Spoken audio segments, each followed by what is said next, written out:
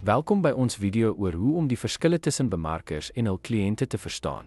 Hierdie kennis is noodsaaklik vir die ontwikkeling van effektiewe bemarkingsstrategieë wat by die teiken gehoor aanklank vind en suksesvolle resultate lewer.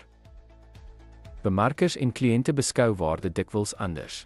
Terwyl bemarkers produkkenmerke en voordele beklemtoon, fokus kliënte op hoe hierdie kenmerke aan hul persoonlike behoeftes en begeertes voldoen, wat hul aankoopbesluite beïnvloed. Bemarkers streef daarna om waarde te skep en te kommunikeer om te bereik besigheidsdoelwitte, terwyl kliënte waarde soek wat ooreenstem met hul voorkeure en los spesifieke probleme op. Hierdie onderskeid is noodsaaklik vir die skep van effektiewe bemarkingsboodskappe.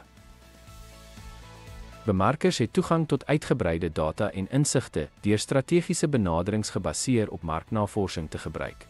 In teenstelling hiermee vertrou kliënte op persoonlike ervarings, resensies en mond-tot-mond reklame om hul aankoopbesluite te lei.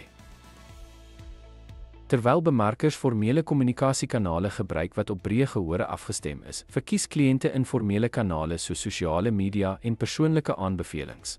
Hierdie verskil beïnvloed hoe bemarkingsboodskappe ontvang en gedeel word. Sukses word verskillend deur bemarkers en kliënte gemeet.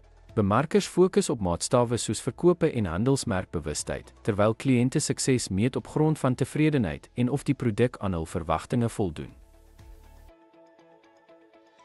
Begrip van hierdie verskille beklemtoon die belangrikheid vir bemarkers om strategieë in lyn te bring met kliënte se behoeftes en verwagtinge.